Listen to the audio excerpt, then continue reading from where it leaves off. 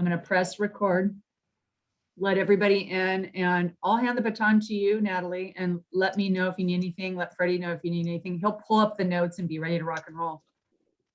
Okay, sounds good.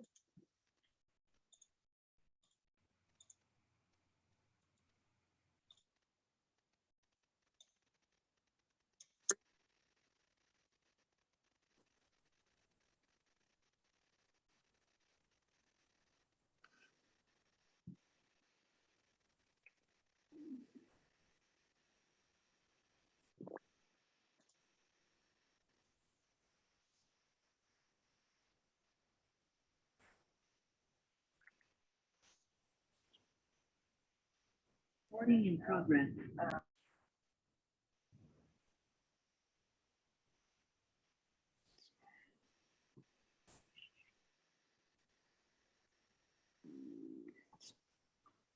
Okay, go please.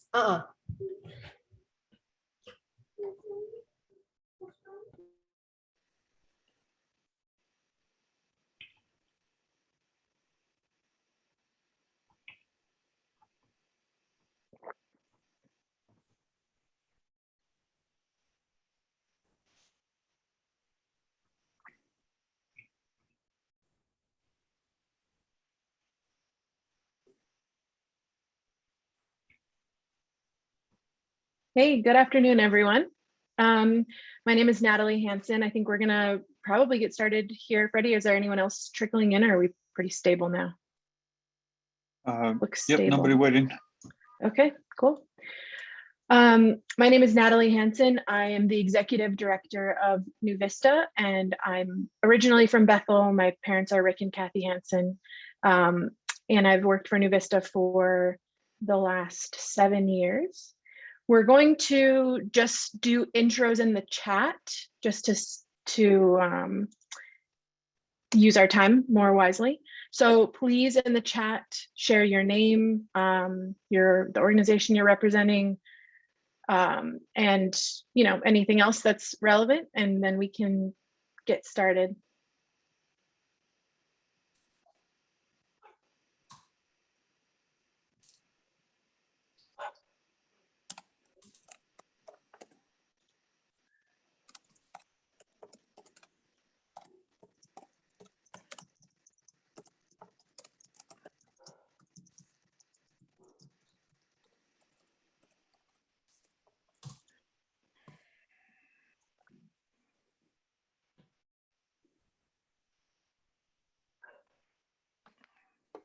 Lots of familiar names. I don't see any faces, but familiar names on here.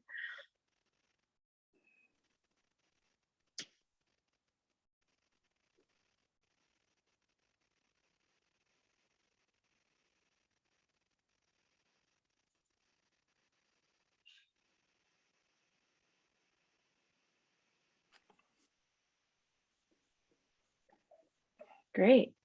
I think that might be everybody. If you haven't introduced yourself yet, please do so when you have a moment. So as I mentioned, I work for New Vista. We're a nonprofit energy organization in the YK Delta. I think I've met most of you at one time or another, maybe over Zoom.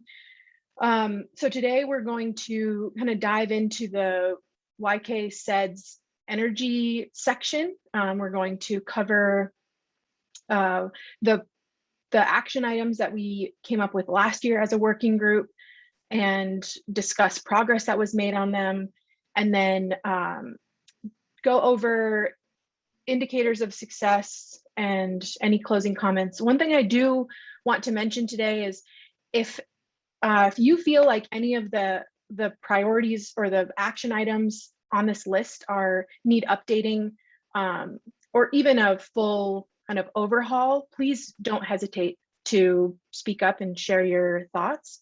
Some of these, as I was reviewing them, I realized we were pretty heavy in the kind of data collection and report, kind of report inventory realm, and probably could think a little bit bigger picture. I know that they were action steps, but I just thought that there's some room for improvement. So please don't hesitate to speak up if you see anything like that. Freddie, what am I missing so far? I know I'm probably skipping over stuff. Everything looks good. You can see the guidelines here and some housekeeping. And I will be taking live notes. So Natalie, if you want me to go to a specific part in the template here, let me know and I'll Okay. zero in on it. Okay, well, let's just start with our the first priority that's listed.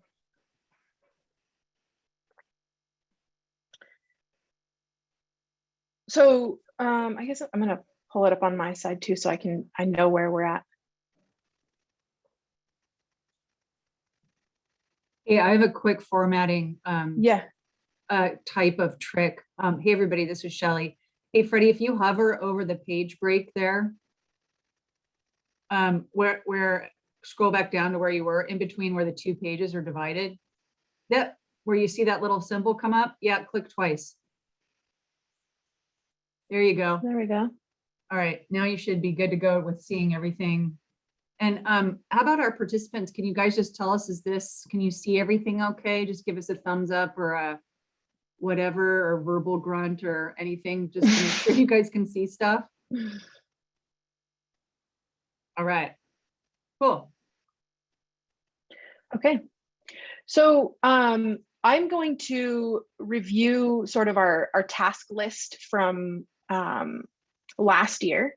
And then I think that's where we'll start and then go from that point. So the priority that we're discussing is expanding energy infrastructure and increasing the use of renewable energy. So we had a pretty thorough discussion last year about what that means and why this is important.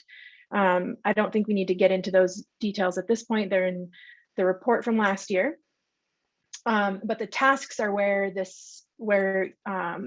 I think we get into the weeds a little bit. So task number 1 was a project inventory. The way we described it is to update the inventory of potential renewable energy projects in the YK region to give a baseline to work from.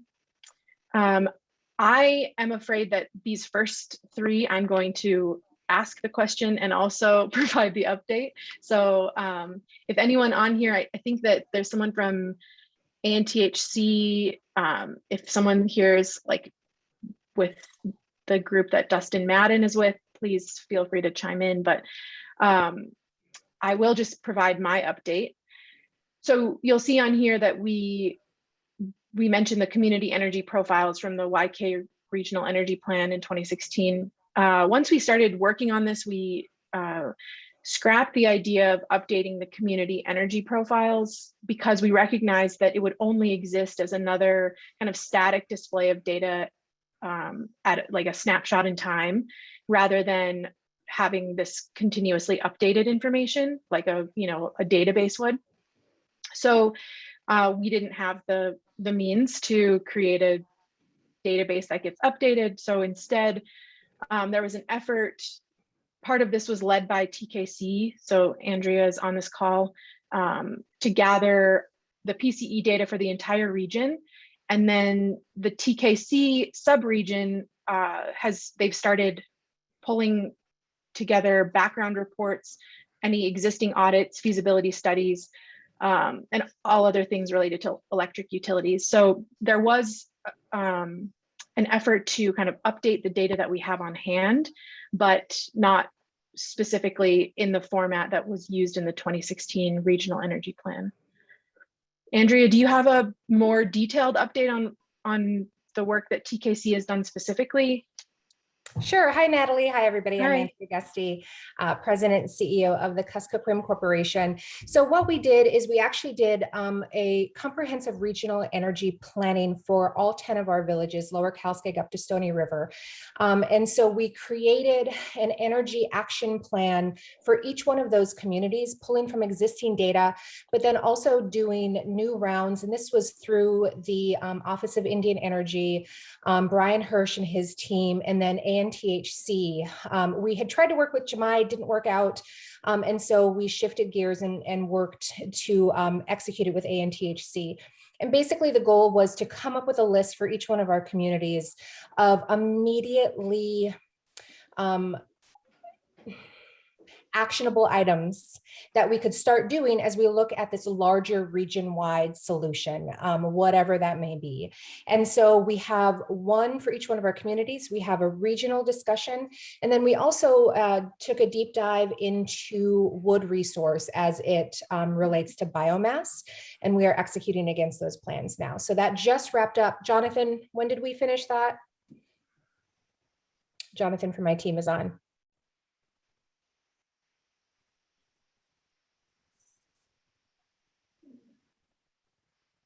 Oh, June, he says. So we just this summer finished that. And then there were, like I said, immediate things that we could go after. And then also funding sources identified, which was super, super important for us. A way that we could actually get there in a roadmap. And so one of the big parts of the projects was to identify partners in each one of our communities. And so we've done that. And like I said, we are executing against that plan. The thing that drives me crazy the most, my team will tell you, is to have something that we work on and then have it sit on the shelf. So we were very, very clear during this process that we wanted something that we could use and implement immediately. And again, those easy tasks that we could do while we're working on the bigger picture things. One of the examples of this was our light bulb project, Brighter Futures project that TKC has, bringing LED light bulbs to every one of the shareholder homes that we have across Alaska. We targeted the region first, then other rural, and that was our way to help lower energy bills for each one of our households while we work on these larger picture things. Just a clarification. Thank you for the update. From your TKC capacity, when you refer to regional, you mean TKC regional? TKC regional, yes. Okay. in our 10 communities, Lower Calskag up to Stony River. And then what we're also doing is including those households in the region and beyond. And when I say that region, the YK region, 56 villages, because we do have shareholders throughout Alaska, that we're targeting those individual homes, and where we can identify larger projects that would benefit. Like let's say there is a large family group in one of those communities, we'll take those kind of piece by piece, but really focusing on the Middle Kuskokwim right now. Great, thank you.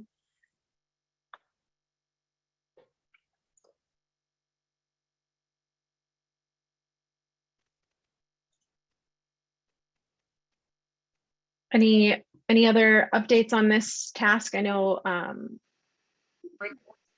there was an interest in sharing ANTHC and VSW information and potential projects, but I'm not totally sure where that is.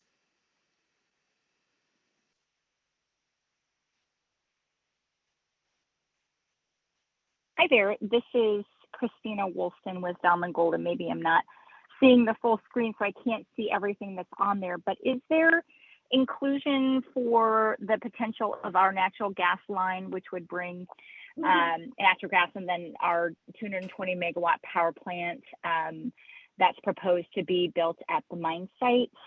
Is that, since we're bringing it into the region, is that somewhere in the report?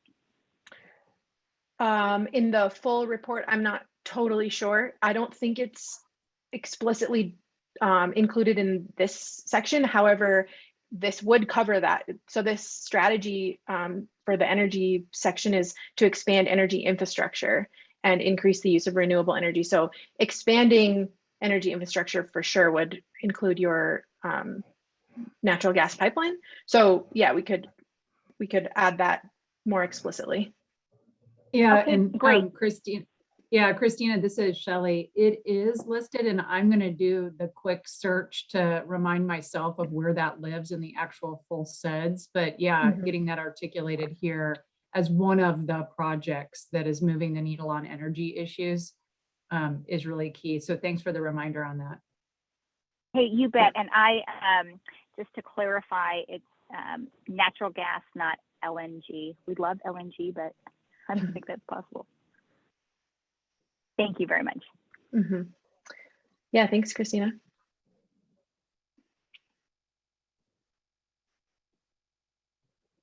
Okay. I think that like next steps are obviously to just continue to push this forward based on what we think is relevant as a kind of energy working group. So what we found, like I mentioned, we didn't really want to put a whole lot of effort and resources into necessarily a full update of those community energy profiles, because we weren't convinced that all of that data needed to be updated and that would be a pretty heavy lift.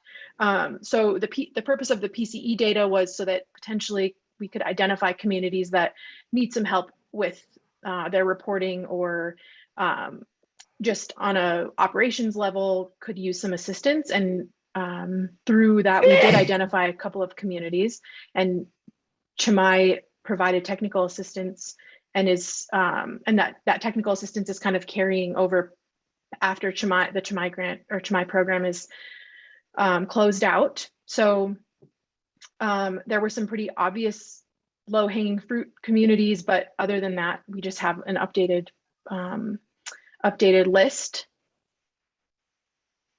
Yeah, thank you, Shelley, for, okay, so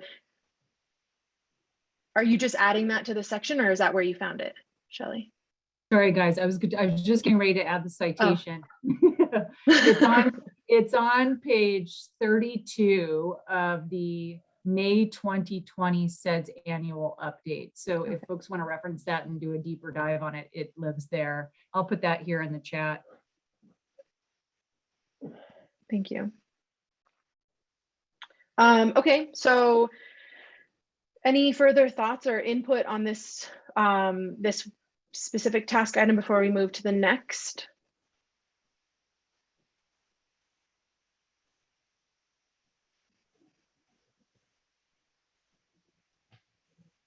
Okay, let's move along.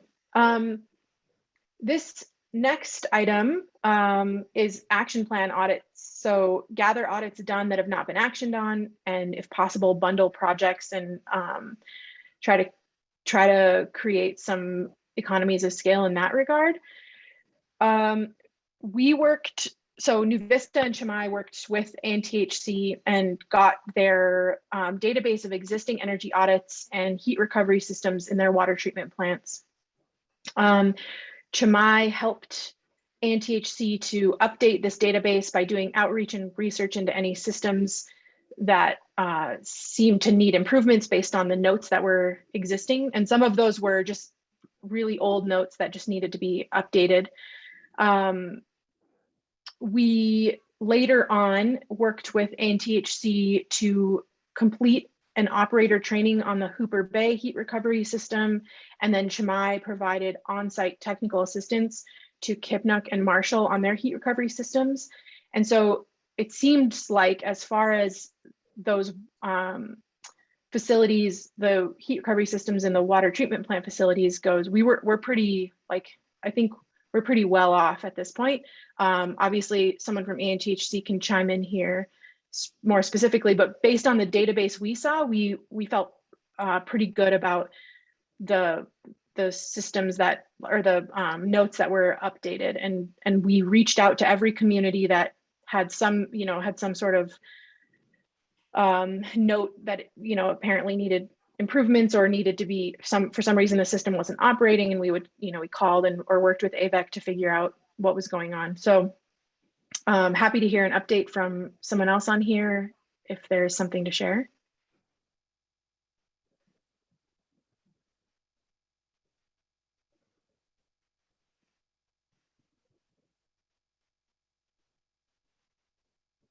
Yeah, this is Mike Black. Those audits were done obviously some time ago. And much of that's probably been modified somewhat in either infrastructure improvements or changes in systems. And that would be quite interesting to see what sort of things may have changed over the period of time. It's been almost a decade, I think, since we did most of those audits.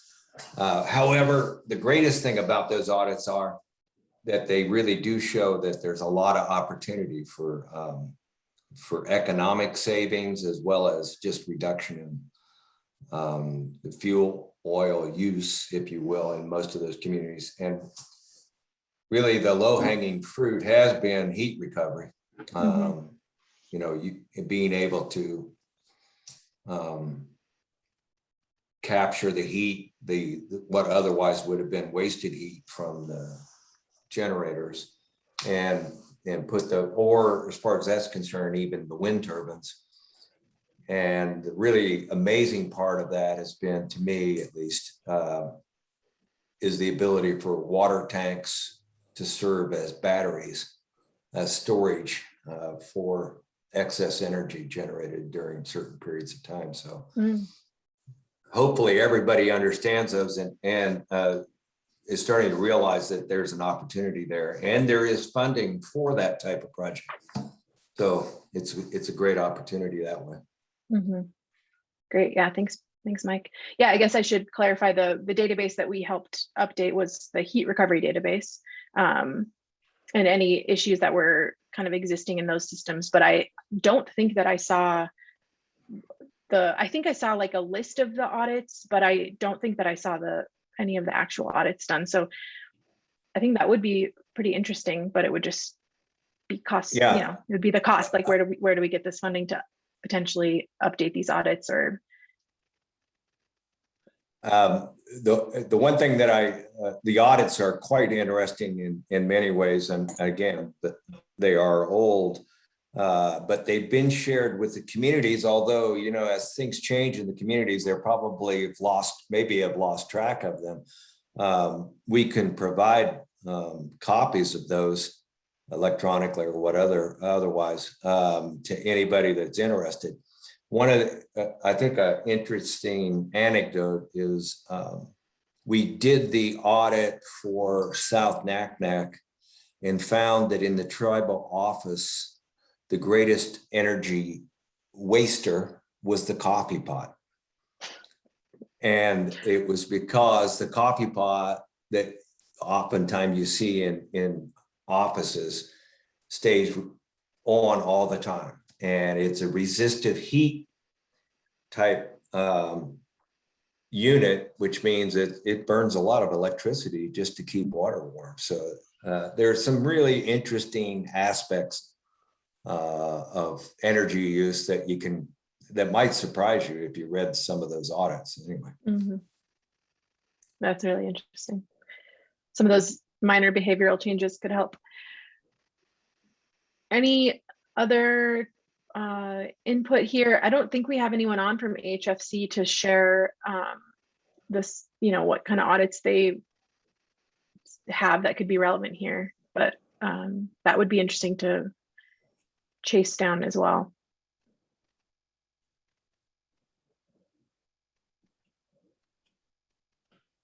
I don't think we have anyone from the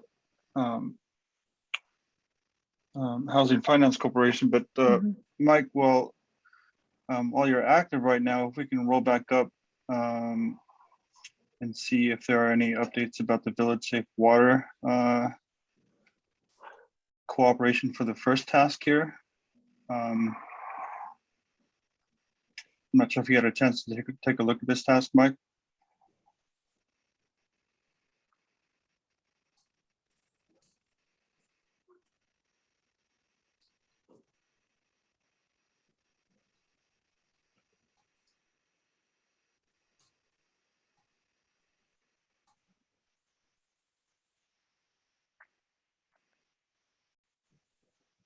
I think we just lost him.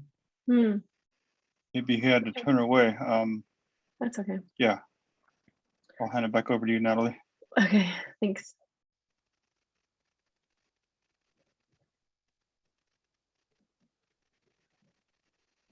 Okay, so this one I was a little, I needed a bit of a refresher. I was a little stumped by this one because it looked like this was already done. That the Denali Commission has this basically their version of a Aruba checklist and criteria for utilities. So I wasn't clear on how this ended up in our action plan, besides that maybe we were supposed to, or we were expected to kind of populate those checklists with YK communities, but I don't think we have anyone on from the Denali Commission either. Unless is Tom Wolf on? Freddie or Shelley, do you see? No, those folks had signed up, but I don't see them present Okay. at this time. Okay. I do.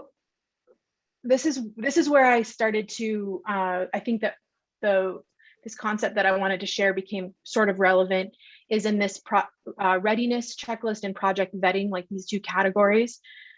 Taking it a step further, while exploring all of these kind of various aspects of data collection and community and project readiness and feasibility, we've continued to kind of come back to the same answer that is a bigger picture concept that would be a regional utility support collaborative, kind of similar to ARUC, but for electric utilities. So not directly related to CEDS, but sort of just based on the need that we've seen in the region. Nuvista and Chimay spent a lot of the last year examining the various options and business structures and around some kind of utility support collaborative for electric utilities for the YK Delta. And so Nuvista and our board of directors has identified a preferred membership-based model, and we're just starting the process of creating a business plan over the next couple of months. So the purpose, like the kind of thought, is that this membership collaborative will make it a lot easier to manage some of these smaller components, like community readiness or project vetting for member communities, and therefore could then reach, kind of help us reach this overarching goal of expanding energy infrastructure and utilizing more renewable energy. So that's the kind of path we're going down. And I think it's relevant here and potentially could be its own entire action item or something like that, but just wanted to share that development.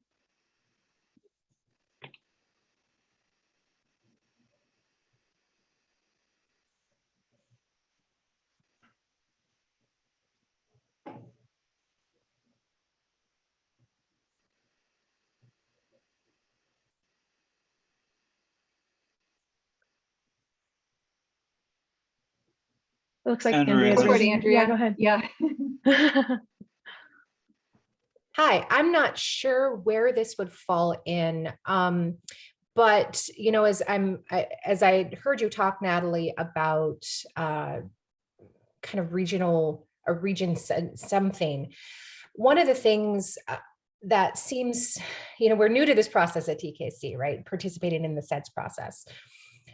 A lot of these things seem like reaches, like in the future, we want to be able to do this, or we need to get to this point where we can have more renewables, have more reliable energy. And maybe this is in the action item E, energy literacy, but what we're finding a lot with our communities is a real lack of knowledge about where to go to advocate for their own energy health for their community. Perfect example. In one of our communities, Crooked Creek, an entire area of the community had been without power for 6 years. We didn't know. The community had just kind of accepted it. They had talked to the energy provider and they're like, yep, it's broken. No plans to fix it. And they had just accepted it as this is their reality, that these homes in this section of the community just didn't have power anymore. to me, that's unacceptable. And so we are trying to work with our communities to identify things like that and then help them down that advocacy path. It isn't necessarily TKC's role, but really when the community leaders don't know where to go to, they have widespread outages or the stuff is breaking down, the existing structure is breaking down, they don't know where to go. And so there almost needs to be, I don't know if it's an education process, I don't know if it's an advocacy wing, just something, so that when we're working on these larger projects, that we don't forget that the current systems may not be working as they should.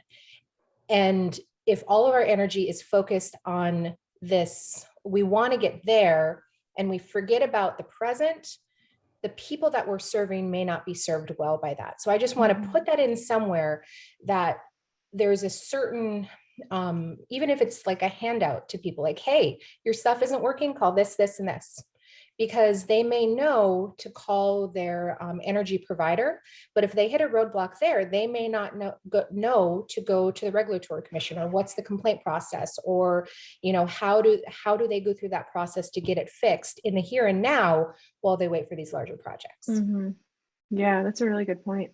I think that's concerning too, just to know that that community is served by a cooperative that serves many other communities. So we know that one story about that one anecdote in Crooked Creek, how much more often is this happening? I think you're right that it's an energy literacy and kind of outreach thing. It's also probably, there's probably like this theme for water and sewer, for climate adaptation, for, all of these things. There's this, there's an underlying kind of approach here that is basically advocating for themselves and knowing how to do that. So that's really interesting. Thanks for sharing.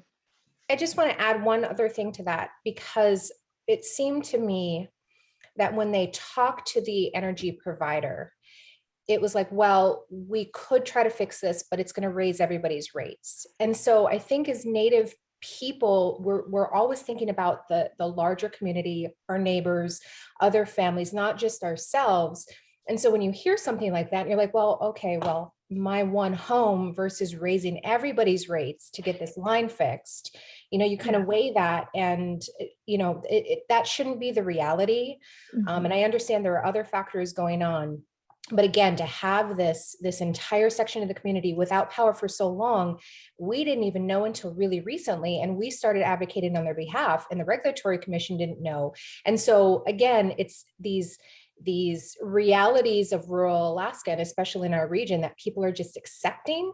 And so those of us that are trying to advocate for change, and certainly everybody on this call and working on this CEDS project, if we don't know, we can't help. And so we need to create a better mechanism, I think, for the people in the communities that we're serving to let us know, to advocate for themselves, and to give them the tools that they need to make their communities, help them thrive. Absolutely. Thank you for that. I hate to just call on you, Bill, but I'm curious if you have any input there. Obviously, this wouldn't be something that a community that's a member of AVEC would experience, but just hearing that anecdote and share, like if you could share with the rest of us, like your thoughts or kind of input on that. Yeah, I can certainly appreciate the pain that the utility might have trying to fix things and balancing the cost of rates for the community, those sorts of things. AVEC is fortunate enough to have a pretty broad base, and we're able to absorb costs on specific upgrades and those sorts of things. We have an 800 number. People can get a hold of us at any time. We've got people manning the phones, but it can be very difficult, especially in the smaller communities where there is not a very large rate base. Obviously, it's probably 90% residential, and anything that gets done for that community could certainly have an impact on those rates. And yeah, I'm not making excuses for anybody. Sounds like that is something that fell through the cracks for Crooked Creek, but.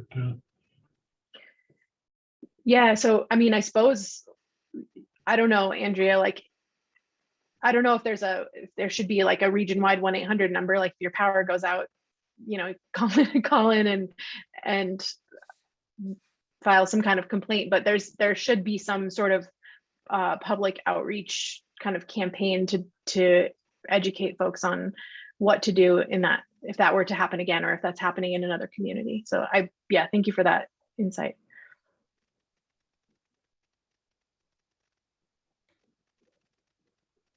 Okay, so I suppose with that, so I guess I should also share that one potential kind of result of when NuVista creates this utility support collaborative is that it gives utilities that need further support somewhere to go. So NuVista would provide support to independently operated utilities. Obviously, this example of Crooked Creek, they're a member of a cooperative, so that's its own entire kind of dilemma. But communities that are operating their own utility could join this membership, join NuVista as a member, and they would be able to access support that would help strengthen their utility and hopefully not see things like what happened in Crooked Creek happen in their community. So we have a whole model that we've established around it, but that's the gist of it and our kind of our hope there, our goal. Okay, shall we move on to energy literacy? I think we have Mark Mosteller on this call to provide an update. He's not on the call. Sorry, No? Natalie. Oh, I saw him on the He- RSVP list. Well, He was on the RSVP list. So the few folks that are not on that would probably be really helpful additions. Well, Mike, I saw that you joined us again, but also it looked like Katya from ANTHC had signed up as well. So there might be some additional updates. I'm not sure if you have any for us, Mike, related to the actions. And Freddie had asked that question of you earlier, and I think you had to disappear for a second. If you cruise back up to the top there, Freddie. Related, there was a Unfortunately, I lost internet service just briefly, but anyway. no worries. Well, that's another project that we're all working on. Yes, exactly. Yeah. So there's under the project inventory, if I can just jump in here really quick, Natalie, to ask Mike this question.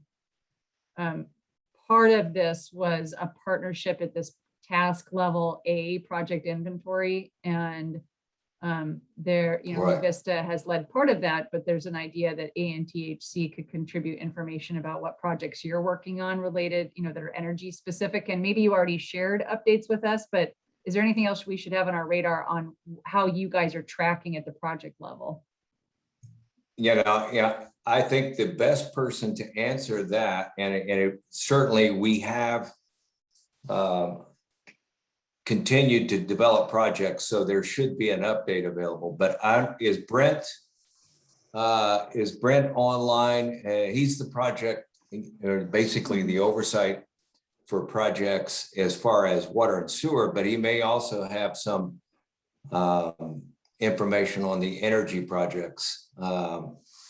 Yeah, I'm online, Mike, but I don't have any updates on the energy projects. I've just taken over this role as regional PM about 2 weeks ago. And, typically we'll try to coordinate with energy on our projects and let them review the designs that we're doing to make sure that we're taking account for all of the efficiencies that we can for energy. But I can't speak specifically in detail to, Okay, so yeah. here's what I would suggest is the individuals that are, the energy group is actually a separate group. Mhm. That if you would send an email at least through the energy group, that if we could get if they're looking at the most recent list of projects that you guys have, and they can provide you an update. I'm sure that could be, that could happen. If you, I can do that. That's no problem. yeah. So, I mean, the point being is that there's different individuals doing, you know, Brent's basically going to be overseeing most of the water sewer type projects that we have. And then there's another group that's working with the energy and energy efficiency issues. And they apparently aren't online. So we could ask them to give you an update and we can incorporate that into your sets. So I think that's probably the best way to go. Mm-hmm. That's great. Okay. I appreciate that, Mike. Okay. Okay. Back to energy literacy, which maybe we don't have an update on, unless Audrey, if you have anything to add there, that'd be appreciated, but I understand if you don't, because I know that this was pretty specific to UAF. Yeah. So yeah, no, I don't have anything to add. Okay. Okay. We'll probably just need to check in directly with Mark Masteller, Freddie, and Shelley. Yeah. I'm sure he can provide an update. Mark does a great job on the outreach for that program, for that occupational endorsement program. So yeah, I wouldn't be surprised if there were a few more people who have gone through it in the last year, or at least started it. Okay.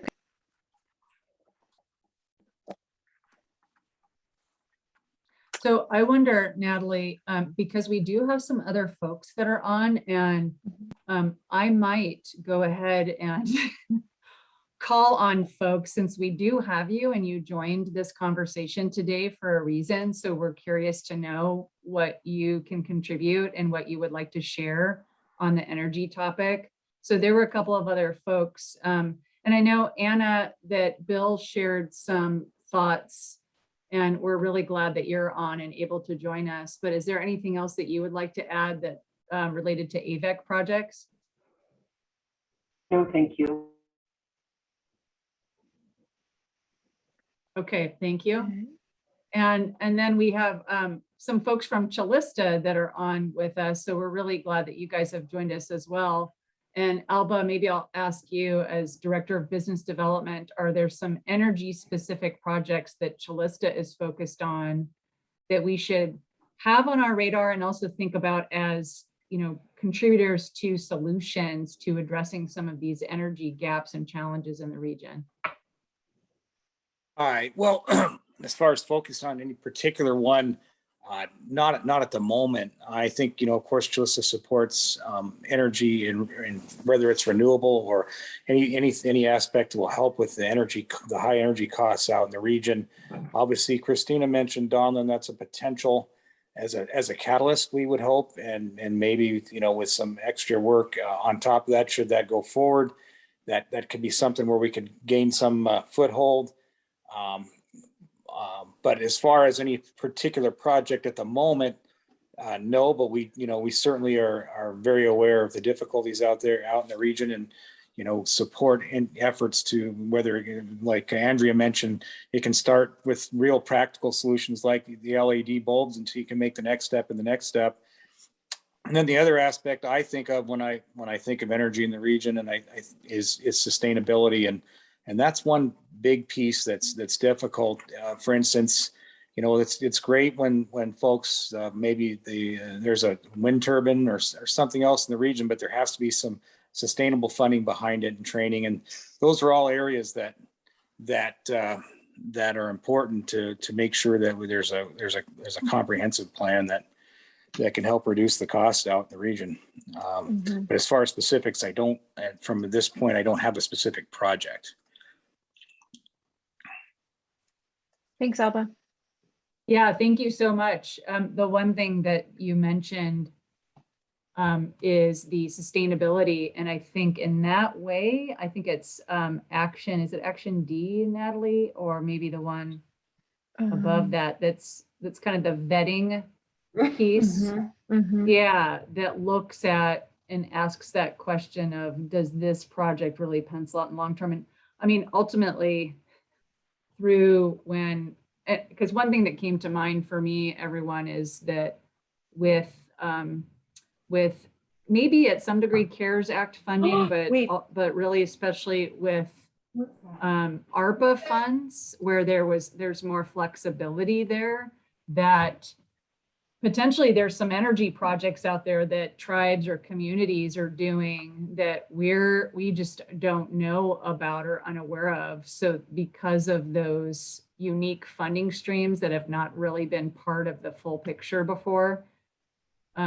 So just that's maybe a consideration of kind of better understanding that. But I was just going to tie that to, ideally, when one submits for a funding proposal, that some of that kind of the due diligence with feasibility has happened already.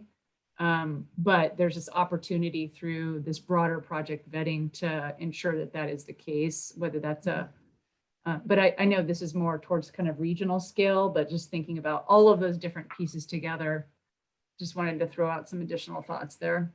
Mm-hmm. Yeah, Andrea. Once again, I'm going to be talking way too much. I apologize. Okay, But Shelley, something that you said really sparked a memory of discussions that we've been having at TKC around our regional training and economic development center that we're working on in Antioch. And it's exactly to your point. If you can put in these beautiful new systems, you can put these state-of-the-art projects in a community, but if you don't have anybody trained to maintain them, it's almost wasted money. I think what we're seeing, especially with CARES and ARPA money, funding opportunities, is this mad dash to grab as much as you can for your community, but not a lot of thought going into the long term. Yes, you have this free project essentially. And so one of the things that we're really looking at, and Jonathan and Megan on my team, we're really working with our grant writers on, is when we think about this training center, providing those everyday basic trainings, not only for the operators of these things, but also for tribal administrators. How do you make sure that you're complying with all of these things when you're talking about bringing in these new systems? How do you make sure that you stay ahead of getting in trouble with the federal government for these free projects? And so I think it's really, really important to be thinking about that long-term sustainability. I mentioned our Wood Innovations grant in the last session, where we're designing a new type of house. Well, we want it to be super energy efficient. We want to use our local resources to do it. This is a project with the Cold Climate Housing Research Center. But one thing we've told them is like, hey, you guys have great ideas. These have to be practical for rural Alaska. Do not put a system in this design that the average person cannot maintain. And so all of these things, and I mentioned it the last time too, they're part of these bigger pictures. Although we're talking about these things separately, but they're all intertwined. We can't talk about a new energy project or a new energy initiative without also talking about workforce development to make sure we have workers for those, without also talking about, private investment and the economy and all of these things. So thank you, Shelley, for sparking that.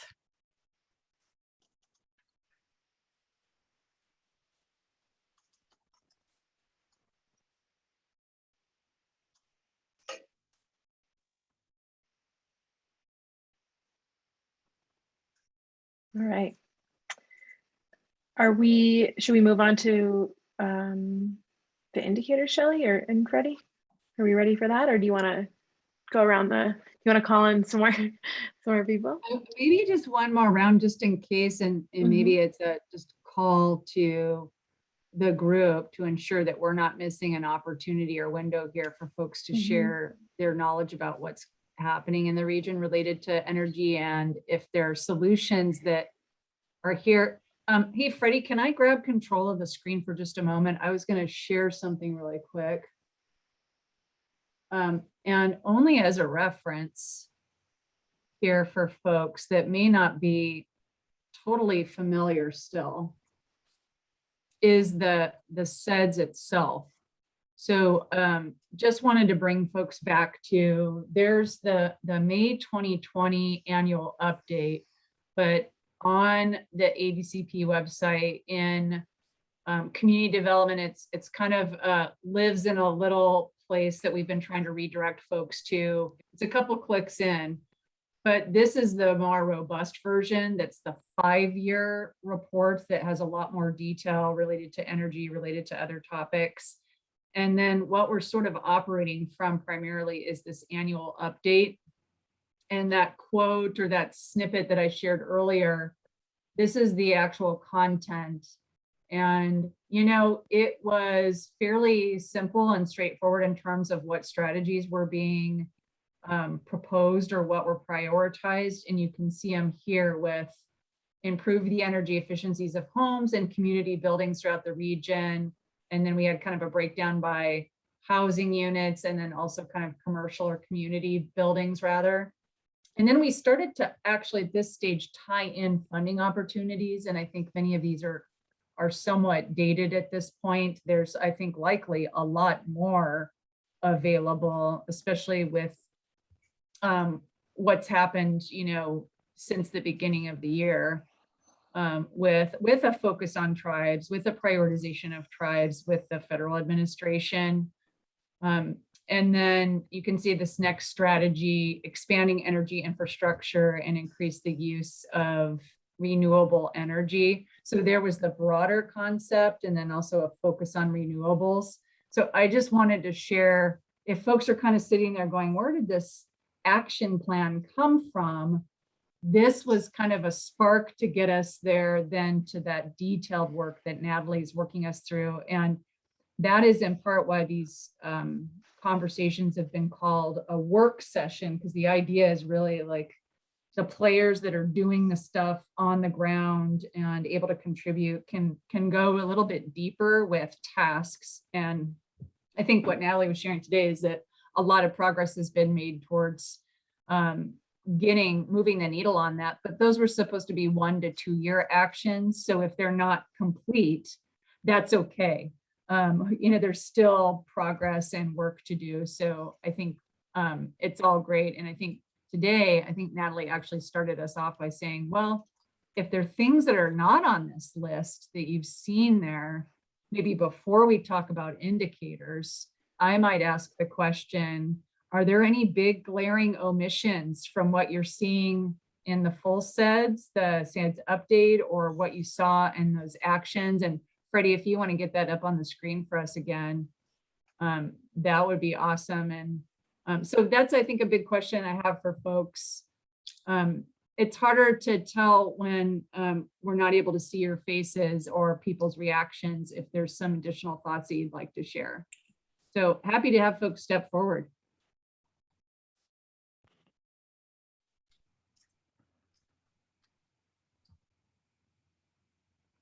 And if not, we can move to indicators. I can share. Oh, go ahead. Who is that? I was, if you were looking at energy funding opportunity, energy efficiency funding opportunity, where would that be on your, because it on that general plan that we just looked at before, there certainly were a lot of funding sources that I didn't see listed there. And the ones that I particularly that I'm thinking about is, I mean, obviously the CARES Act funding was a new opportunity, and the subsequent rescue plan or whatever they call it. But there's also a lot of there's a lot of other funding opportunities for energy efficiency as it relates to community facilities, at least, maybe not individual homes, but you know, we've used a lot of those already. So I think that's something we could add. Certainly, again, the ANTHC energy program has relied on a lot of different funding opportunities, some of which are through, for example, EPA, some are through from the Denali Commission, but some of them are also through the state revolving loan fund and some other things. Anyway, I think we could certainly help provide some additional ideas there anyway. Thanks, Mike.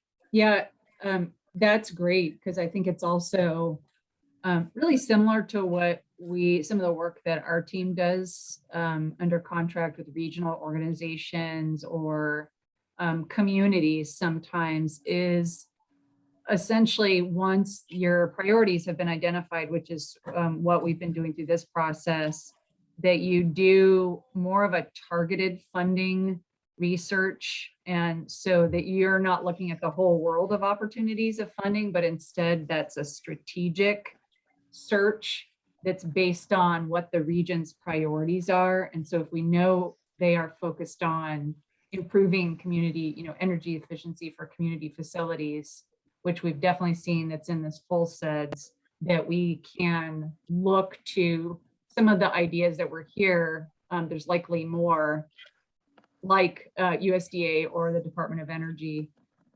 either one. So I think that's a great point, Mike. Thank you.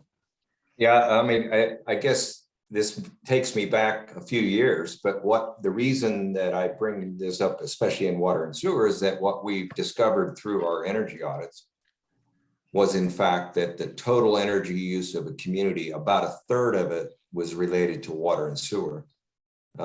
As it relates to trying to keep water from freezing. And so when you're looking at a prioritized list or prioritization of energy use within a community, it's important to understand what are the big energy users as opposed to what may appear on any particular day to be a problem. But the reality is, when you look at the entire community, and that's what those energy audits did, you have to look at where can we make the most, gain the most efficiency with the least amount of cost. And you pretty well focus in on a few items that need to really be addressed first, if you want to look at it that way. Thanks, Mike. Hi, my name is Katya Kononkiewicz, and I'm in the energy department at ANTHC. I'd like to add that, sorry, I just jumped in on the call. In Ambler, Alaska, there's a biomass in progress for construction that will serve 2 buildings in terms of adding in what we're doing in energy in the region. Ambler's not in the region, different region. Oh, I'm sorry, it was for Whitefield. My apologies. Mm-hmm.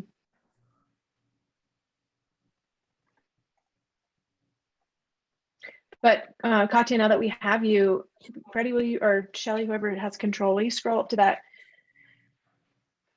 Katya, if you have any input on ANTHC, like ANTHC specific projects in the YK Delta region, if you have anything beyond Ambler, that'd be great to hear. Yeah, sorry about that. So we're doing a big push for remote monitoring in the water treatment plants. And some of those are getting installed in YK. I don't have specific communities. I have a big list, 37 across this year in all of regions. And what that remote monitoring is intended to do is, first off, is to stop any catastrophic failure of energy water systems. And secondarily, it allows us to collect some data on sort of energy expenditure and what these systems are doing in pretty much real time. A lot of those facilities already have remote monitoring, right? And so are you just expanding that program a little bit?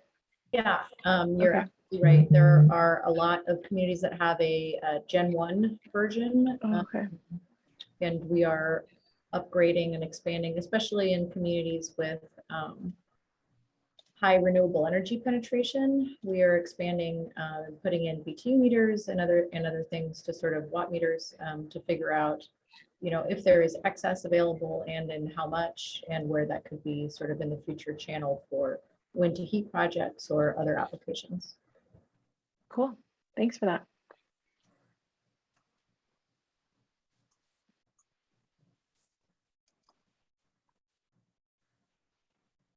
So I think we can move on to indicators now. Shelley, Freddie, will you, whoever has control. I don't know who's controlling the screen anymore, so one of the two of you. So the indicators of success is where we kind of put our words in action and decide what sort of impact we can make. I think most of these are in a 2-year target. Some of them, I think, were 4 years. So we have is there 2019, do we have that like to look at, or how do you typically do this, Shelley?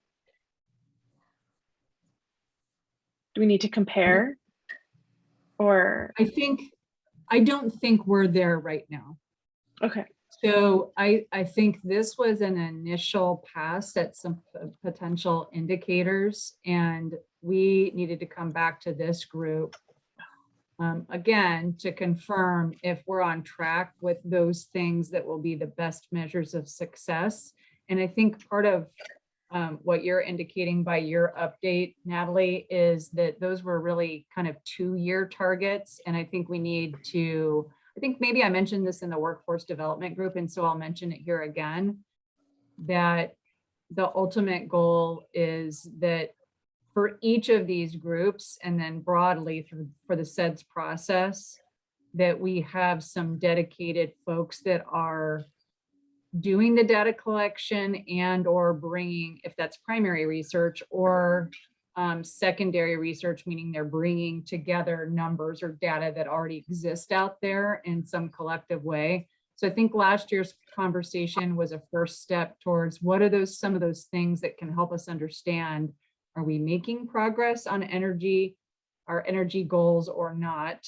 So there's still, I think, the need to establish the baseline in many cases, and having a good understanding of that is, I think, our first task, and that has not happened. That would be a next step, which would include deeper conversations with energy partners, some of whom are not here today. So we would want to bring this back to those folks, but also have capacity in place to be able to collect and then consistently monitor and update these.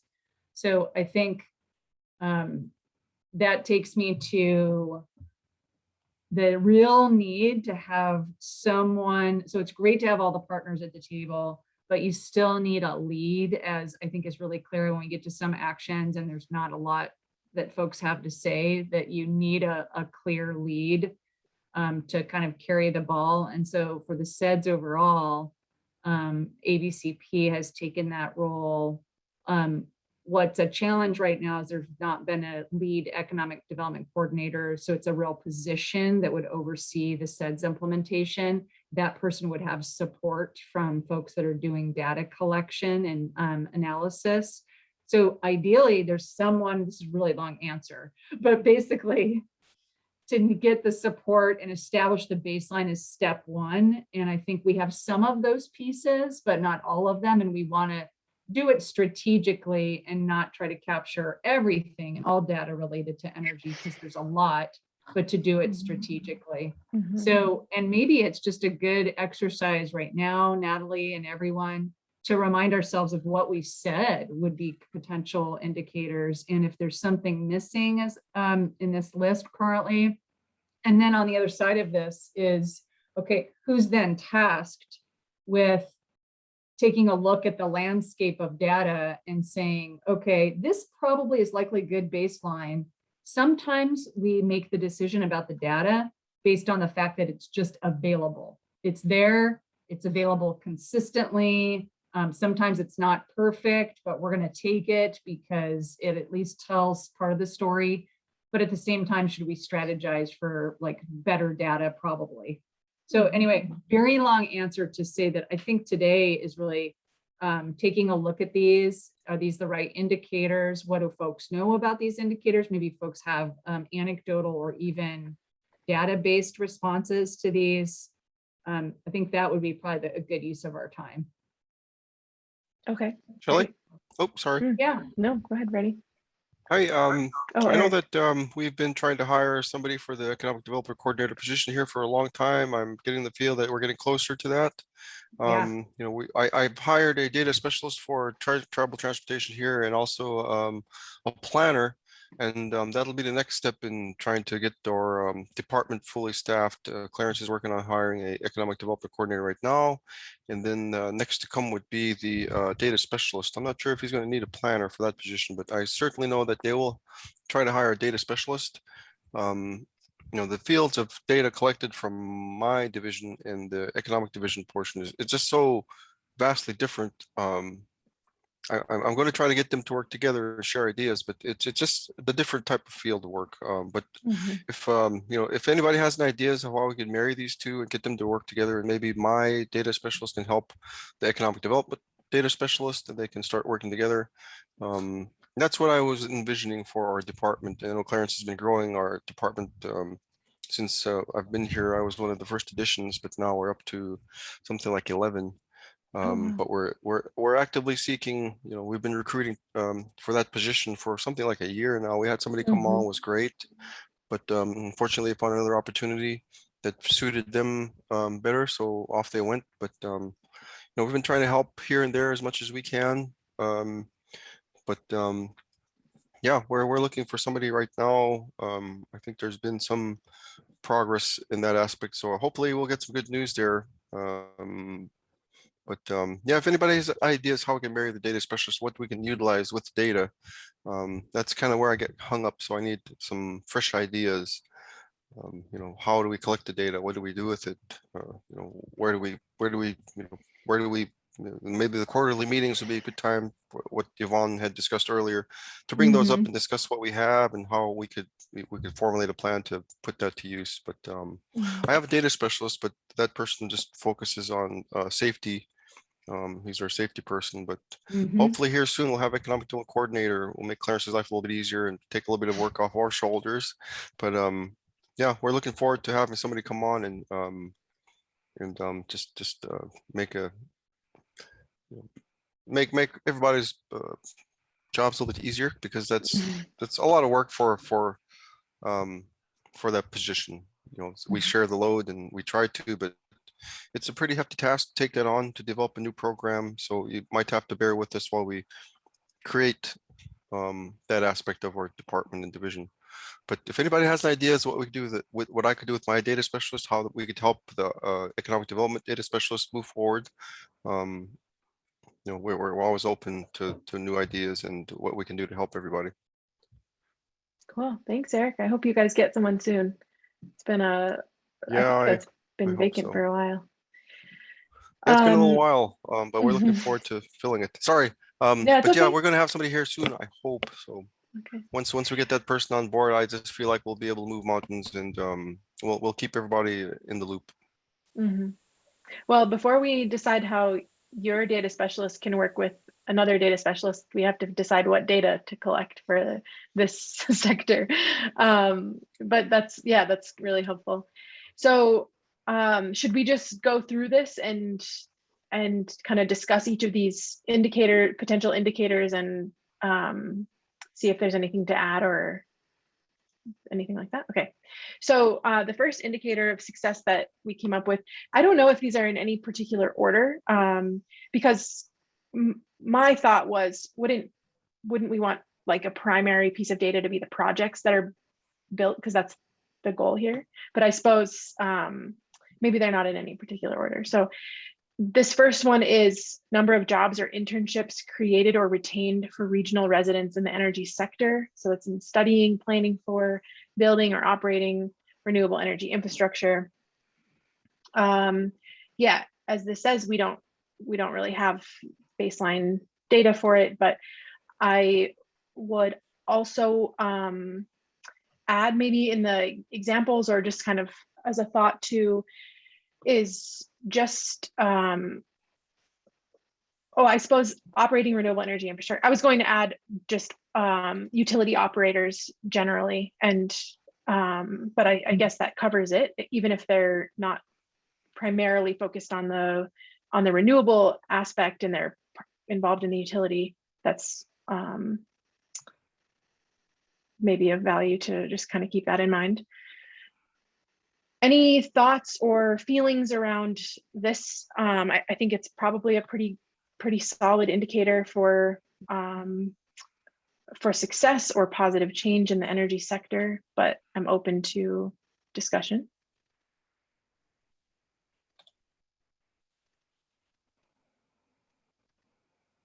Well, this is Mike. I would definitely agree with your point that we're not just talking about renewable energy. We're talking about the existing systems, and there's many of those operators are getting old like me, and so there's probably some opportunities for younger people to learn something about it. Now, obviously, ABEC has a training program that's pretty rigorous. I don't know what the non-ABEC communities do as far as training operators and backup operators, but that certainly seems like an opportunity.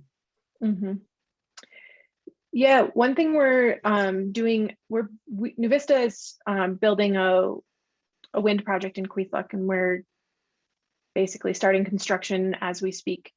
And one of the things we've really pushed over the last year is a lot of local hire for just the construction phase of the project, so that there's a kind of field of a dozen or so folks to pick from when we are ready to commission the project, as to operate as operators, backup operators, wind techs, and they understand the system, like, from the ground up. So that's another example, is they might just be backup operators for the utility, but could be pretty valuable indicator of success in this sector. Hey, Natalie, I have a quick question. So if we go back to the actions up top, your reminder about the Queethluck project just reminded me.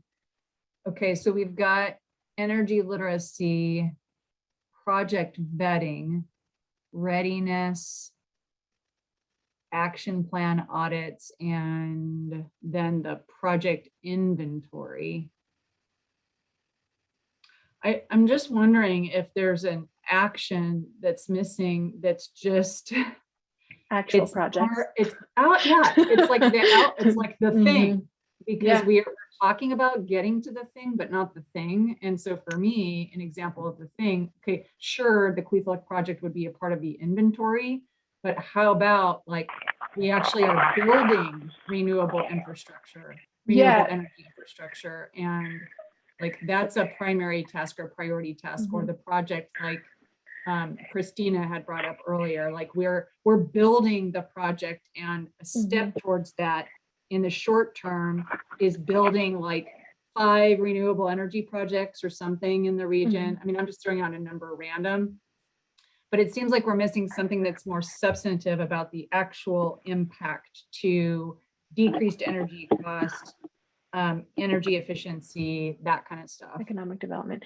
Yeah, I think that there's probably an action that could contain actual, construction projects, and that would include the Donlin gas line and the Queethluck wind project, and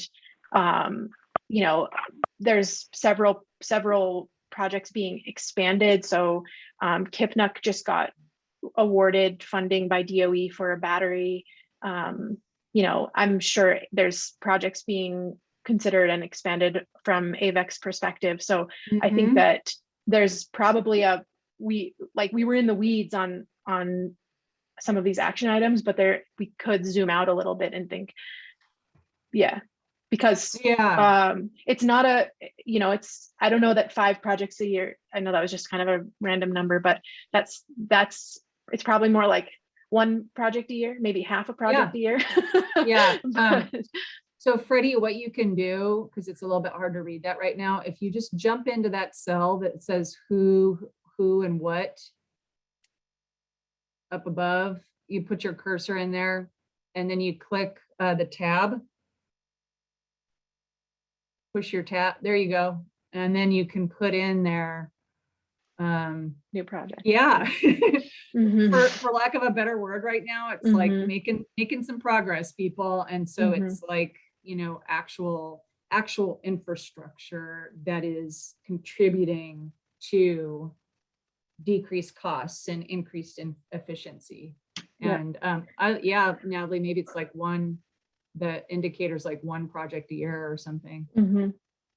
I don't know. How does that sound to other people?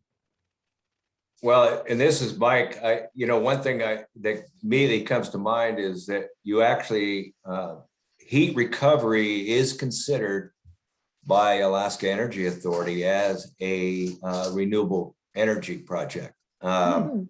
Obviously, we're capturing wasted heat otherwise, so that, I guess, meets their definition. And there's been quite a few of those projects actually implemented in the YK area. I think, again, our energy unit would be able to provide you with what's gone on over the last few years, but I think you'll be surprised by how much has been done in that area. And also we have data as to how much fuel savings that actually represents to the community, which I think would be a great indicator for you. Yeah. Just gallons of fuel, and you can, assign a price per gallon based on the market, if you will, but it'll be substantial. Yeah, good point. I think that the partners here, that there's a lot of potential, but the partners here are, in some way, shape, or form, like pretty much everyone on this call. And then independent utilities as well. So not just the AVEX and those folks, but also just individual communities. So there's probably more to, like, we could really start to brainstorm, like we could spend, an hour brainstorming just this topic. And I don't know that we want to do that, but I know that there's a lot of things that have come in the last, year, 12 months to add to that section. Yeah, it's definitely like a combo of the inventory and then, actually like the implementation itself. So, cool. Yeah. Great. Good catch on that.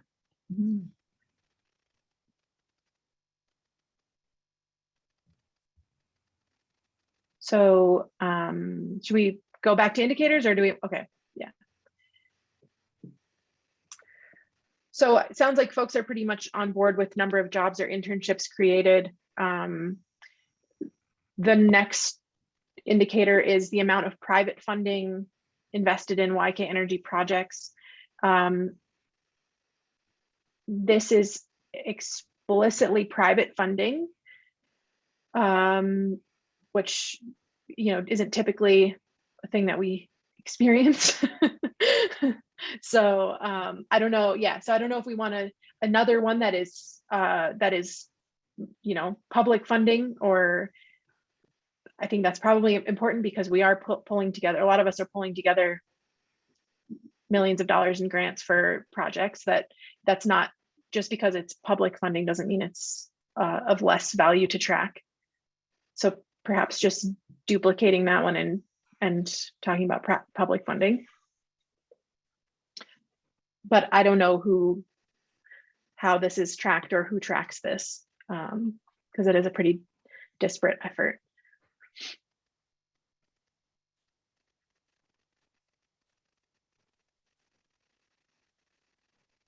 Any thoughts here, or?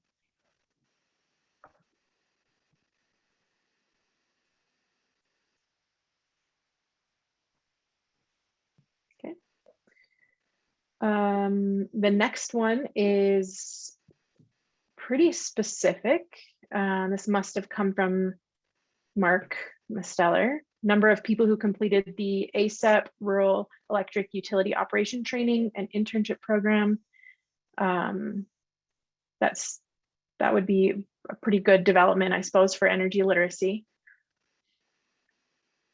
We may also want consider adding, and for energy literacy, there's that occupational endorsement program that Mark kind of teaches. So it's a separate program, but it's a UAF occupational endorsement program. That's a accredited program in sustainable energy. And so we might track the number of people from the region or working in the region who complete that program. I believe it's 12 credits.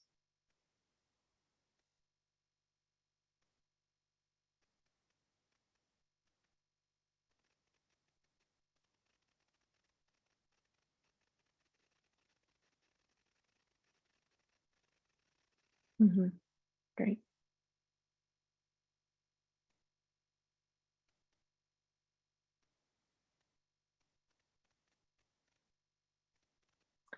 The next one is the number of people who receive facilities maintenance training.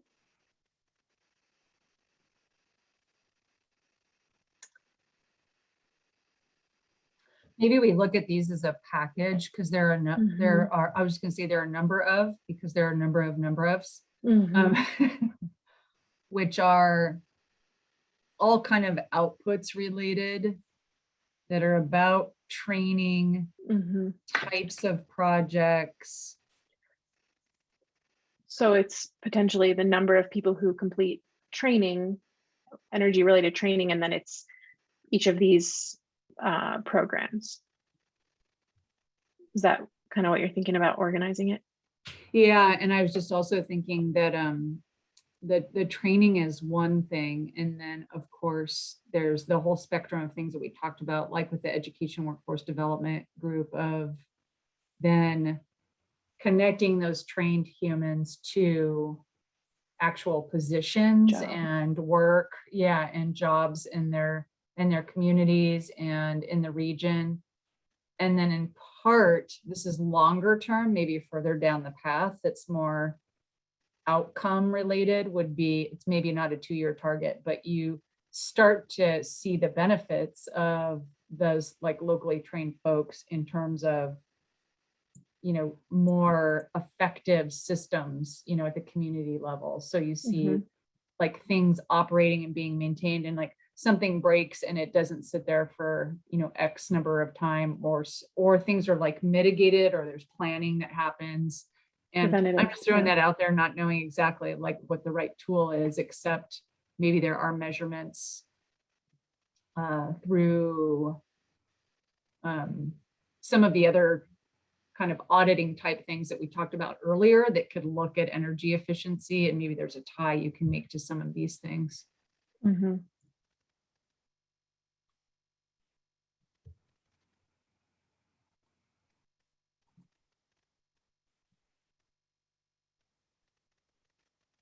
Yeah.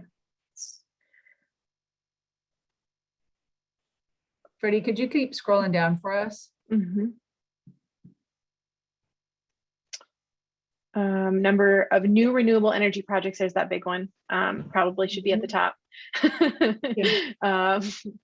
Number of new renewable energy projects in planning or development. We could also you know, like not make it exclusive to renewable only, and just include, that would allow us to include other projects. I mean,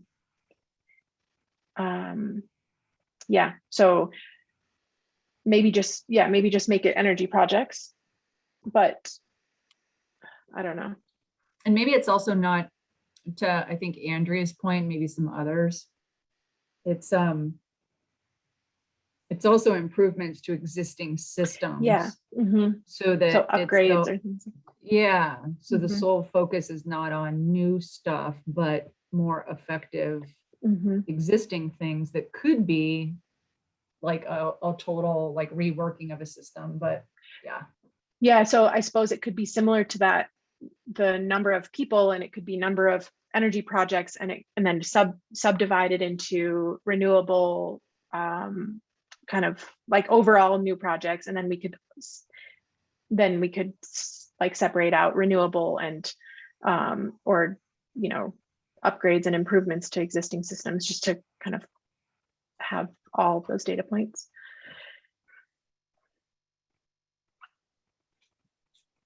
Go Yeah, for it, Andrea. Hey, thanks, guys. One thing that was identified as, because when we went region by, in our region, when we went community by community, we identified renewables, system upgrades, but then also the individual homes.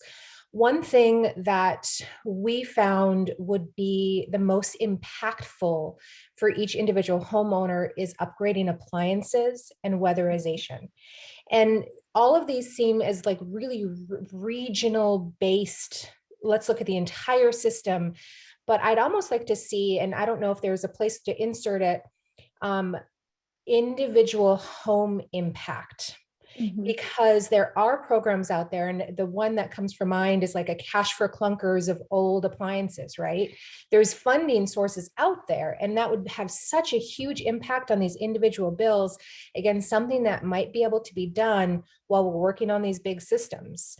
And kind of an economy of scale. If you're replacing, freezers for 100 homes, you're going to get a better price perhaps than an individual. So there's somehow I feel like we need to capture those projects that might help individual homeowners, because I know a lot of the tribes with their CARES Act funding, their ARPA funding, they are upgrading systems and appliances for their tribal members that are really going to impact the bottom line, I think.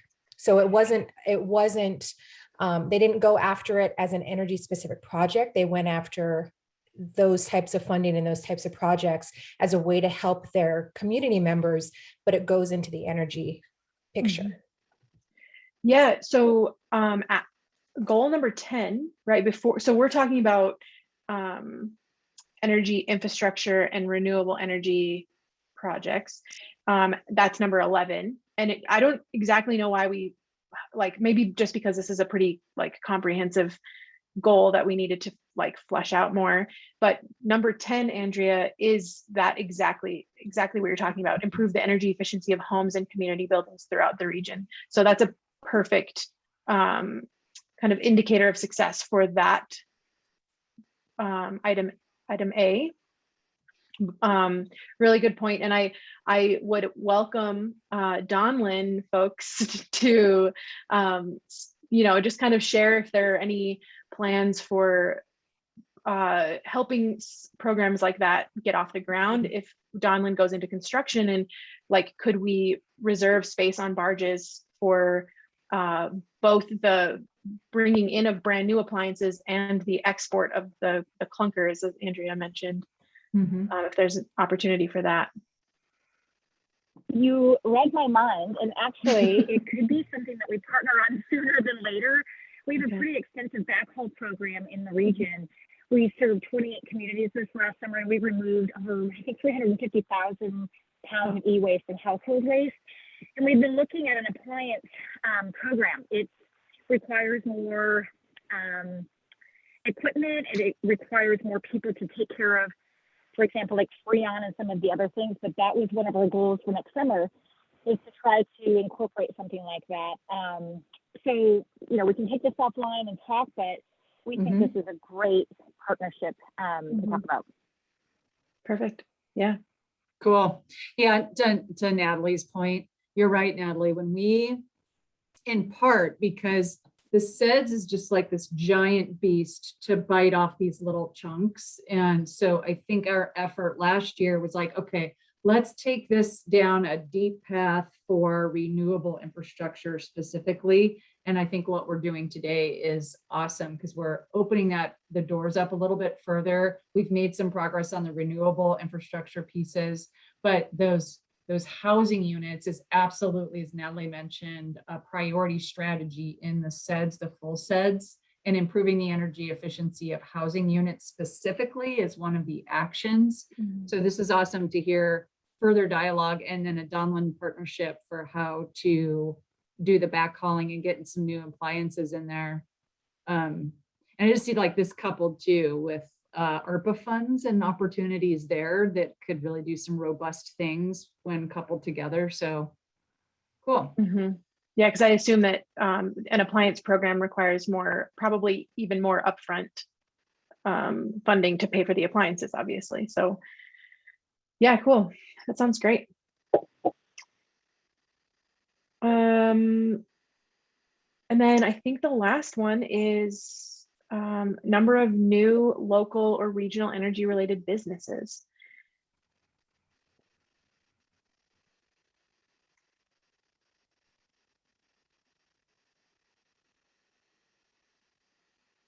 Creating a meaningful target for this indicator requires baseline information that's not readily available, but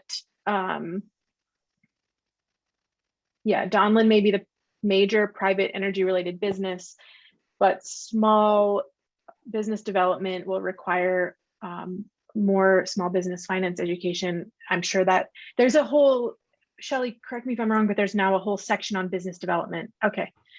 Yeah. So I don't know if this fits best here or in that business development piece. I mean, they're pretty well connected, but yeah. So there we have it. Energy service providers and things like that are all, there's potential for it, and they would be very important. Yeah, and some of those folks that are not on again today that were here last year that I think could do it, like further weigh in on this, was even like some of our local utilities too, and others that are even contractors, like local contractors that are providing energy related services. Like last year we had John Lewis on from Quick Power Company, and and other folks. I'm looking at, we also had, like you mentioned, I'm going back here.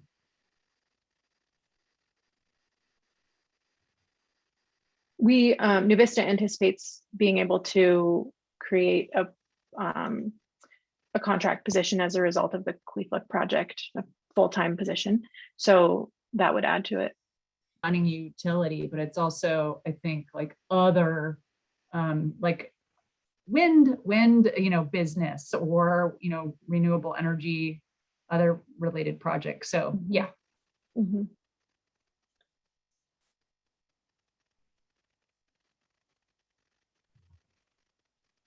Great.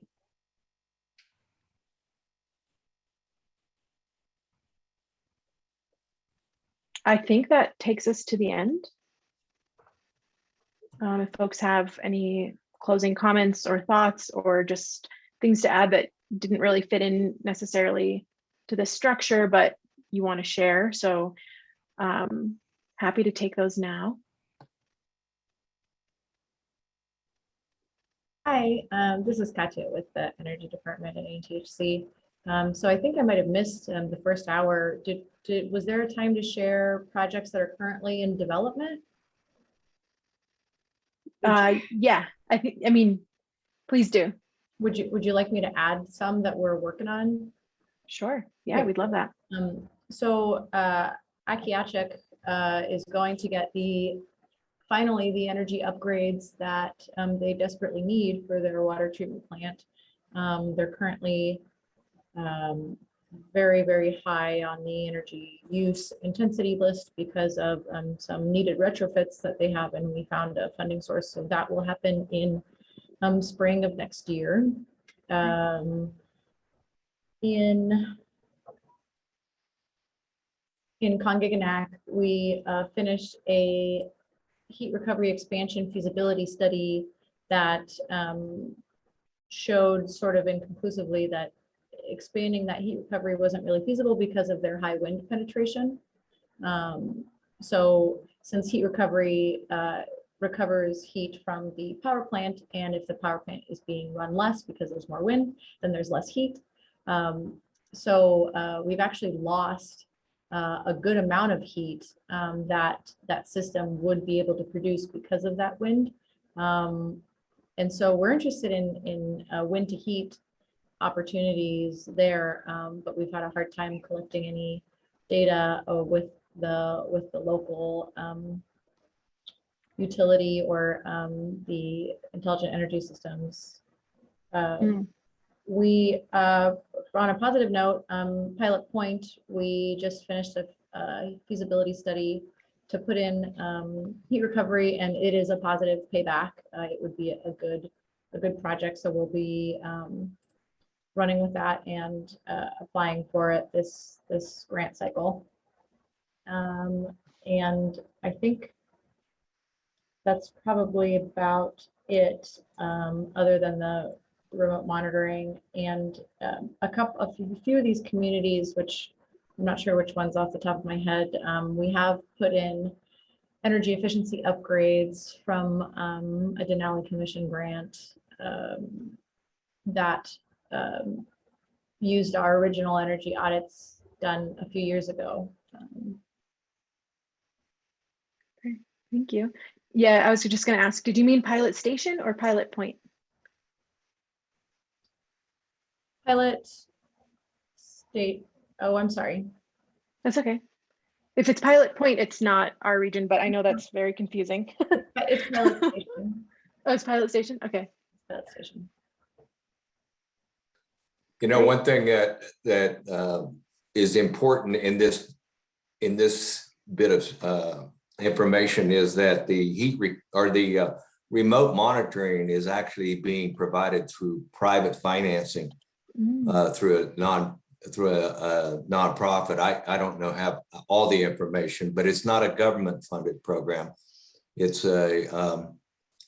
through a foundation basically looking at trying to improve the energy efficiency of communities that are disadvantaged. So that's interesting to me. Mm-hmm. Yeah, I think I heard about that grant award. It's from Helmsley Charitable Trust. Oh, okay.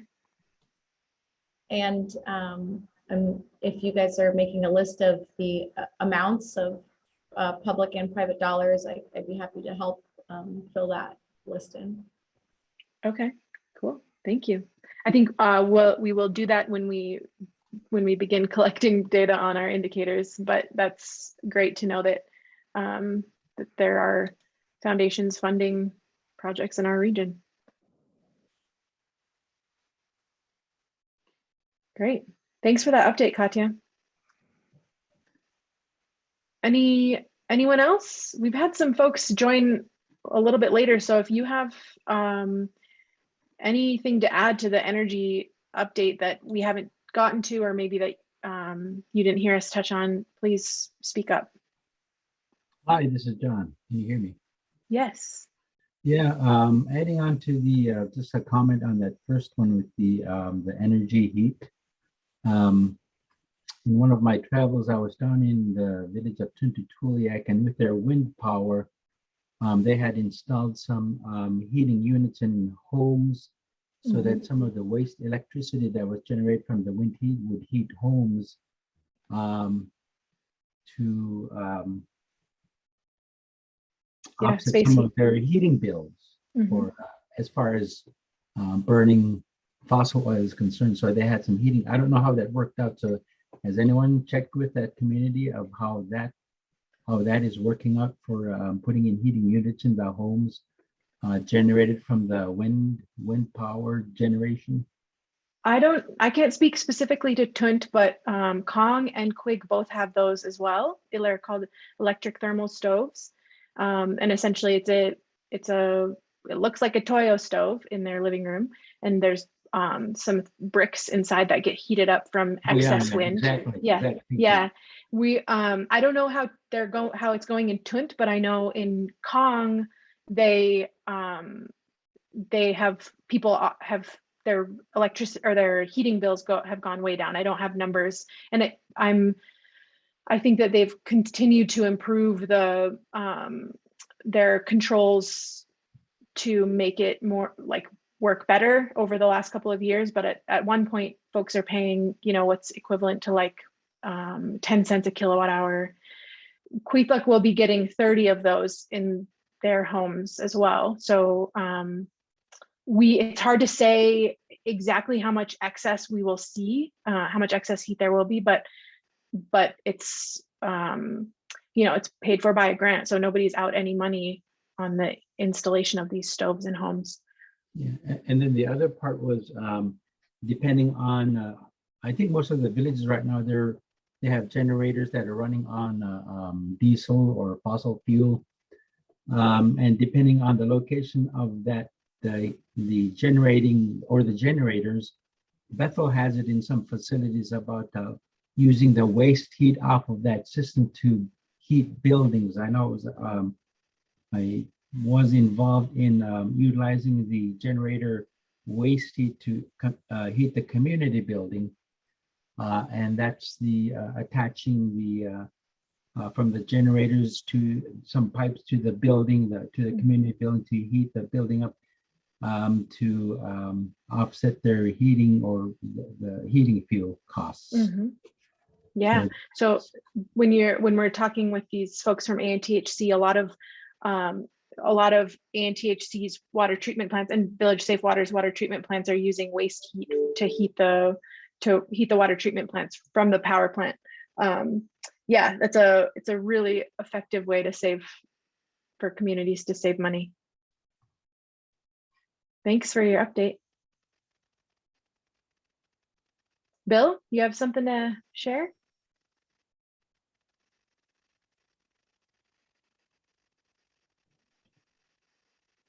As I struggle to find my mute button. Yeah, I guess one thing that occurred to me as everybody's been talking recently, Mike and Katya and Charlie and John Charlie, a lot of these systems are interconnected. And when we were looking at indicators, it occurred to me that we had nothing in there about carbon reduction. I think that's a hot topic that is probably going to, I think we're all going to get more comfortable with gauging carbon and energy with all the interrelated systems and all the difficulties in determining carbon per energy output. It's kind of a new way to gauge things for most folks. We either look at reduction in diesel burn for one facility, or to gauge a project success, often we look to rates of consumers for purchasing energy. But we've seen with a lot of the renewable energy projects that you don't necessarily see a reduction in energy costs. You do burn less diesel, you do reduce carbon emissions. And I think that is going to be a key component for gauging success in the energy sector, in the short term and definitely in the long term. So as we go out and collect all the information, I don't know if there's a way to capture that information, and maybe it is based on total diesel burn in a community, both consumed at the local homes and in the businesses and community facilities and the power plant and the school and all those things. Mm-hmm. Summing all that up and say, are we reducing our carbon footprint would be a nice thing to be able to track, but I imagine it's going to be difficult to get that information in a meaningful manner. Mm-hmm. Yeah, I think also we tend to talk about things in diesel, like you're saying, in diesel offset, but when we're taking these messages out to, I don't know, foundations, that's sometimes the world that they're interested in is, or that like those are the units they're thinking of is, well, how much carbon are you going to reduce, and how is this affecting, how is this impacting climate change? So yeah, that's a good point. I just saw your comment too, Andrea, about is biomass specifically included anywhere? And it seems likely, again, as like that other potential source. Mm-hmm. Yeah, I mean, if we're talking about these new projects, and that would be, those would new, a new energy project, a new biomass project would fall into that category. Mm-hmm. But let's be sure to include it when we when we talk about energy projects that are being built and improved and things like that. There's another idea. There's a Mm. common thing that's happening everywhere, seems like in the remote areas, in the villages, and it's everywhere. And in every place I see, everyone's leaning over to fuel efficient equipment like four-wheelers, four-stroke outboard motors. What's the common thing that both of those devices use? They use oil to keep the parts in those pieces of equipment, outboard motor and the four-wheeler to operate. So what is that waste oil being done? Is there a way to reuse that waste oil? There are some places in town that use waste oil from pickup trucks and to heat their facilities, and we bring them for free. Is that being done in the villages? I know a lot of the villages are using generators that use a lot of oil to keep their generators up and running. So between now and when they use a more efficient system like the wind, what is that waste oil being used for, or how is it being disposed? Is it being reused to heat facilities or homes? I don't know that. Yeah, this is Brent. So often I'll put in projects and work with DEC to put into SDS, that's the Sanitation Deficiency System database for IHS, a project for a used oil burner. And it's something that commonly communities will hook up to a community building, and they'll use that oil to supplement their boiler heat system. And I've tried to get some of those funded for the last couple of years, and I haven't had any luck, but I know that occasionally projects will come along where they'll fund a used oil burner, and then it'll offset some of the costs that they have for energy in those buildings. A question I had, I've got more experience doing geothermal and solar in urban areas, and I did do a geothermal project in Seldovia. And it was like a $350,000 project to drill, I think, 10 holes that were about 300 feet deep, and we were able to pay for the project in about 7 years just by offsetting the diesel costs. So I think it was something like they were saving $57,000 a year. But I don't hear people talking about doing geothermal in these regions, and I just don't know if it's not feasible, or it just seems to me only having to mobilize a drill rig with the pipe is pretty minor compared to some of these bigger projects that we do out in these villages. And then you've got the opportunity to apply for a chunk of funding, and maybe you install 10 geothermal wells, and then down the road you get more funding and you do 10 more and you add another heat pump. I'm just curious. I don't really hear people talk about it. Yeah, good question, Brent. There was some research done years ago, and it might be 20 or 30 years ago at this point, but and if anyone has conflicting information to what I'm about to share, please don't hesitate. There are 3 or 4 like potential geothermal resources here or in the YK Delta region, and of those 4, I think maybe 2 were hot enough, but were really far from any community, so it just wasn't feasible. But yeah, I don't know. Besides that, I think that might have been 1 or 2 studies done. So that's what I know. I just think we kind of look past it because usually we've heard that it's or we've seen that it's not really that promising of a resource here. Okay, I'm curious. Brent, So Natalie said that the few places in the state that have a geothermal potential are very far away from a community, and geothermal is not like solar, where if you just put something somewhere, it'll it'll work. It has to be specific to the soil type, how many rocks are in there, and whether there is a good geothermal nearby. Mhm. And then it has to be close enough to a community that could use that energy too.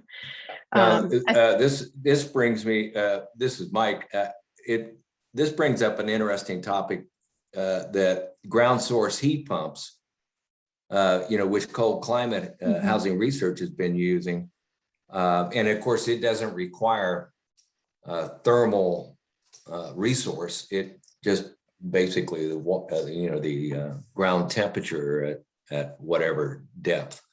I don't know if that represents any opportunity, but certainly there is, there's a pretty good technology developed around that at this point. And some places have been using it. I don't know if our energy program has been looking into that, but I know that there's a lot of communities in various other parts of the state that are using ground source as well as air source heat pumps. Mhm. I can speak to that, Mike. Ground source is a lot more expensive than air source. Most things have moved towards air source, and air source is great in the lower third of Alaska. It becomes opportunistic the further north you move, depending on what the diesel costs are there to offset. We have put air source heat pumps in a couple of communities, and in communities where the diesel costs exceed $5 a gallon right now are ones where there is economic opportunity for air source heat pumps, as long as you include very strict controls, so that you aren't accidentally in the ranges outside of the middle of winter.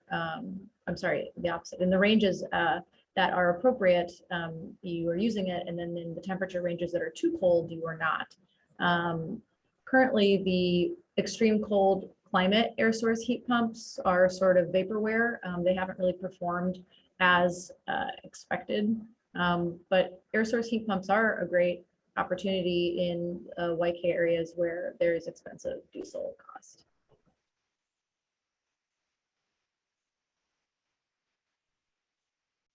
Thanks, Katya. So kind of feels like we're almost getting just starting to get warmed up. Everyone took two hours to break the ice. I know all of our comments are like some of the richest stuff, and a lot of people have talked, but we only have about 5 minutes left, and I just really wanted to honor everybody's time and also make sure that you have plenty of energy, no pun intended, for tomorrow's conversation. So, but just in case, maybe we do a last call, any burning things that folks would like to share before we do a couple of just housekeeping items to tell you what's up tomorrow. If I could just jump in, after John Charlie's comment and Brent talking about what to do with used oil, if the power plants that are generating used oil out of their generators aren't able to re-inject that into their fuel stream, that is something they should look into. A used oil blender is very beneficial in that you don't have the waste oil to get rid of, and it actually adds lubricity to the low sulfur content oils or diesel fuel that we have to burn, and provides a few more BTUs for energy. So that's something we do in most of our plants. You just re-inject that at a very small percentage into your fuel stream into the tank, and it burns that diesel and you get some energy out of it, or burns that oil. Thanks, Bill. Thanks, Bill. Anyone else out there that has a final burning question or comment?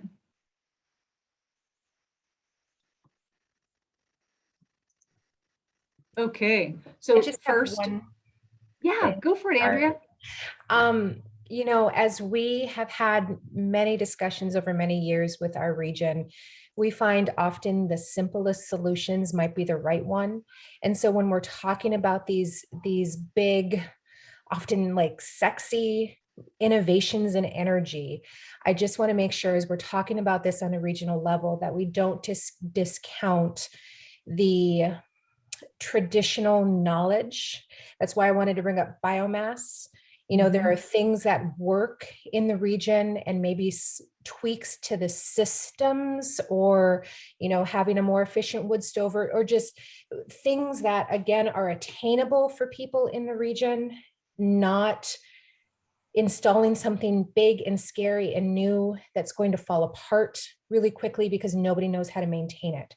And so as we're talking about solutions, again, sometimes those simple ones are the ones that are going to work best for the community. And definitely having those individual communities and community leaders, and frankly, the people on the ground that are going to maintain the systems as part of the conversations to make sure that we are not putting a project on them because they fit this grant application, that they want this project, that they can pay for this project, because installing something new is one thing, paying for the monthly service is something completely different. And so all of these factors, I think, need to be taken into consideration. Awesome. Thanks, Andrea. It's a great final I know. statement. It's like, yes, because actually it ties all of the pieces.